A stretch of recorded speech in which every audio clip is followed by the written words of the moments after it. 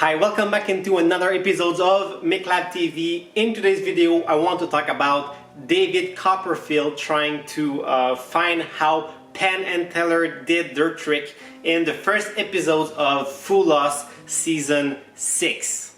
So if you haven't seen the trick, I suggest you go see it. But in this video, I will analyze David's Copperfield answer, and after that I will give you my own version of the trick, so how I would do the same trick as them. I'm not saying that's how they did it, but I know how I could do the same thing they did, and that's what I'm gonna show you. So before starting the video, I want to remind you to leave me a thumbs up if you like this kind of content, and a comment. Don't forget to subscribe and hit the bell button if you want to get notified every day when my next video is coming out. Let's go right at it. Okay, listen to that. Now it's time to see if they pulled off their greatest trick of all. David, how do you think they did it? Well, I didn't get every single thing about it. Not everything. Some detail in there that was really great and it made me smile for a second. But so, okay, he's saying, well, I kind of know, but I don't know. He doesn't want to look bad. David doesn't want to look bad, and he actually doesn't know at all how the trick is done. In my opinion, he doesn't know at all, okay?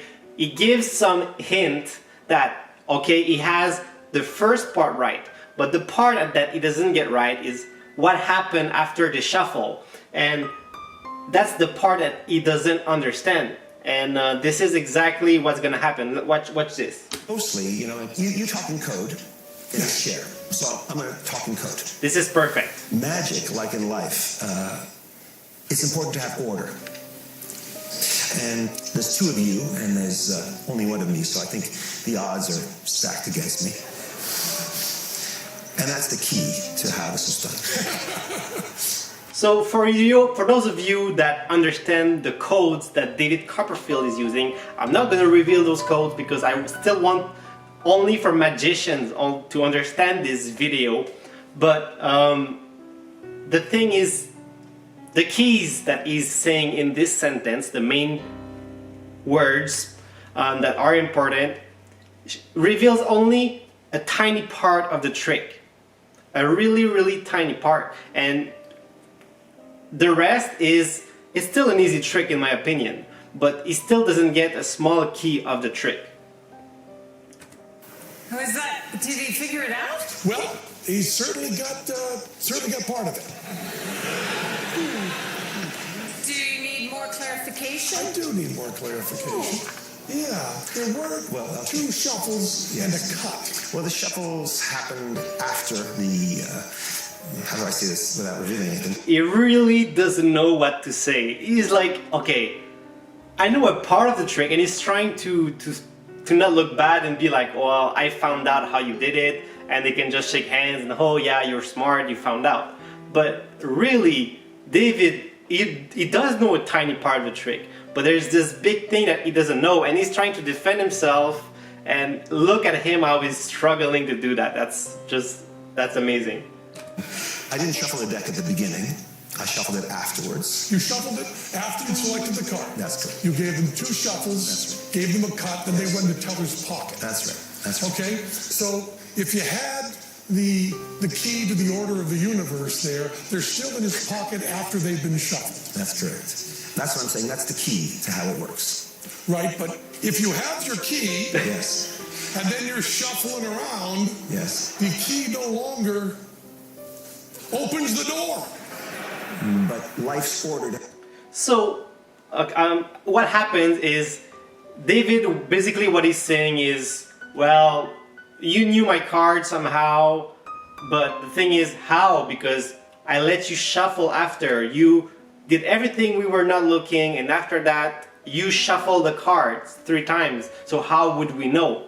And the reason that he's giving for them to know doesn't work with the fact that he shuffled. So that's why Penn and Teller are really trying to make him explain more, because David's explanation doesn't work at all. Doesn't change. Let me just Opens the door. But life's order doesn't change. You want to talk to Teller quietly up here? Who gets the theater? And this is the same deck, correct? Yes. So terrified. Difference when I. Oh no. Okay, so let's hear now the final, how it David, ended. what's the final verdict? I say that, there's lots of details that I knew. So he knows some details and he pretends like he knew a lot, but I think that he didn't know that much. And maybe one detail that I didn't know, which makes me extremely happy. Because I want to be fooled, and So he got fooled. you fooled me. But did he fool me? Yes, he did. They fooled me, but after replaying and rethinking everything, I realized this is actually simple. And by analyzing the codes that David said, well, I already had somewhere to start with. So I'm not smarter than Penn and Teller. I'm not smarter than David Copperfield. But right now I'm going to reveal how personally me I would do it. I'm not saying that's how they did it, okay? And I will talk in code, so beginners, they don't know how it works, and pros and magician could have a clue on how to do it, okay? So here's the story on how I'm going to reveal this. I'm going to do the magic trick to my friend Luke and my friend Mark. Hello Mark, hello Luke, how are you guys? Did you guys bring your deck of cards, right? Show me yours, Luke. No? Mark, show me your deck. Alright, okay, that's a nice deck. So we're gonna take Mark's deck to do the trick. So oh, sorry, I just dropped some cards. So let me just stack them up.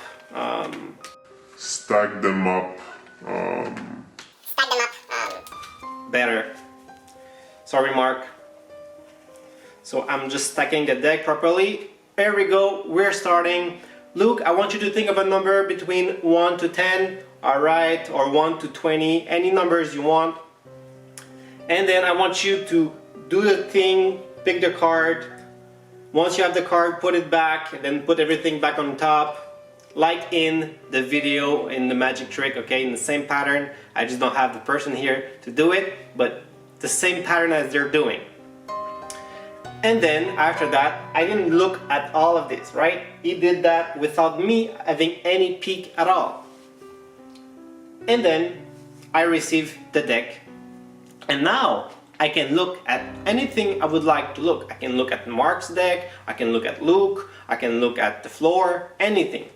So what happens is I tell him, Mark, shuffle the deck. Luke, shuffle the deck. And it doesn't really matter what happens after that, because the trick is mostly all done at this point. You can look at Mark's deck. But let Mark shuffle twice. Let him shuffle 50 times if he wants. It doesn't really matter. Because all you need now is an American fist in my pocket to help me work my mental magic in a simple order for a couple of seconds. So after that, while Mark and Luke and me are spelling in our mind the suit of the card and the number of the card, at the end, when Mark and Luke scream stop, the card that will be pulled out of my pocket at that time will be the card that they selected. So if you understand the code that I said in this story, okay, if you do not understand it, repeat it. There is specific code that will show you how they've done it, okay, really specific code. If you don't know, ask my friend Mark, and that's it, or my friend Luke here, they might help you. But if you really have no clue how it happened, you can come talk to me on Facebook and I might give you bigger hint. Let's say I'll put my Facebook in the description. Hope you liked this video. Hope you understood my codes. See you tomorrow, I guess. Subscribe. Bye.